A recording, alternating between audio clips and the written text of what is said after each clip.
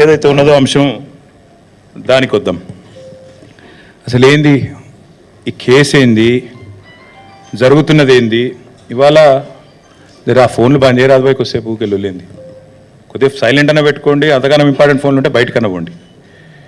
దయచేసి మిత్రులు, నేను కోరేది ఏమంటే, మేము గత 2 రోజులుగా, నిన్న ఈరోజు గౌరవ స్పీకర్ గారిని కోరినాం.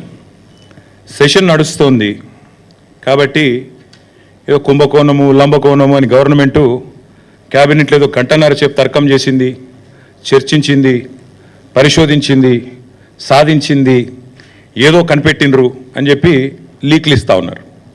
మేమేమి అడిగామంటే, ఈ 4 గోడల మధ్యన 4 సన్నాసులు మాట్లాడేందుకు 4 కోట్ల ప్రజల ముందు చర్చ పెడదాం, దూద్ కా దూద్ పానీ కా పానీ అవుతుంది, ఊకెళ్ళొల్లేంది బొబ్బేందని అడిగినాం.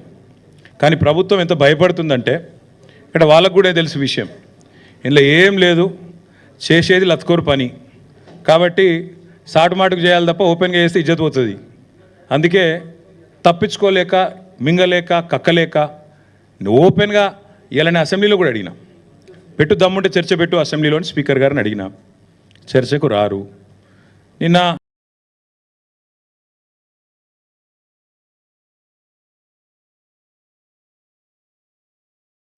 రేవంత్ రెడ్డికి ఉత్తరం రాసిన, ఏదో కేసు పీస్ అంటున్నావు కదా, పెట్టు చర్చ అసెంబ్లీలో, దమ్ముందా అని అడిగిన.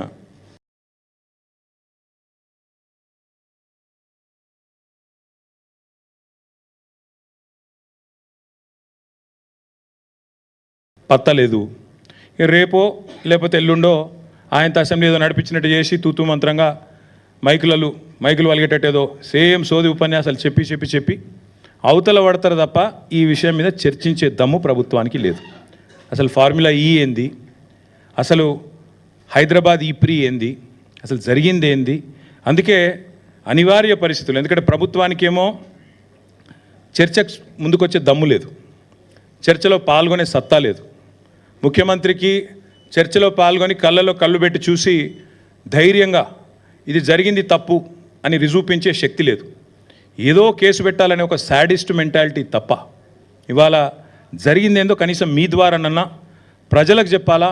ముఖ్యంగా తెలంగాణ ప్రజలకు, ఎవరైతే ఇవాళ మమ్మల్ని ఎవరైనా రోడ్డు మీద గుర్తుపడుతున్నారంటే దానికి కారణం తెలంగాణ ప్రజలు. ఎందుకంటే వారు ఓట్లేస్తే నేను ఇప్పటికీ 5 సార్లు ఎమ్మెల్యేగా గెలిచినవాడిని, ఉప ఎన్నికతో కూడా కలుపుకుంటే 5 ఎలక్షన్లు గెలిచినవాడిని. కాబట్టి తప్పకుండా వారికన్నా నిజాలు చెప్పాలా అన్న ఉద్దేశంతో ఈరోజు ఈ ప్రెస్ కాన్ఫరెన్సు మా సోదరుడు నరేందర్ రెడ్డి గారిని ఆహ్వానించడానికి, అదేవిధంగా మరి ఈ విషయంలో కూడా వాస్తవాలు ప్రజలకు చెప్పడానికే నేను ప్రత్యేకంగా ఈ ప్రెస్ కాన్ఫరెన్స్ నిర్వహిస్తాను. జరిగింది ఏంది మీకు లాస్ట్ టైం కూడా చెప్పాను, మళ్ళొక్కసారి చరిత్రచరణం అయినప్పటికీ కొద్దిగా మీకు బోర్ కొట్టినప్పటికీ దయచేసి సావధానంగా వినాలని రిక్వెస్ట్. హైదరాబాదులో, ఇండియాలో ఈ car racing, motor sports racing అనేది రావాలని, ఈ క్రీడగా బహుళ ప్రాచుర్యం పొందిన ఈ మోటార్ స్పోర్ట్ రేసింగ్ ఏదైతే ఉందో ఇక్కడికి తేవాలని చాలా ప్రయత్నాలు గతంలో కూడా జరిగినాయి. చంద్రబాబు నాయుడు గారు ముఖ్యమంత్రిగా ఉన్నప్పుడు 2000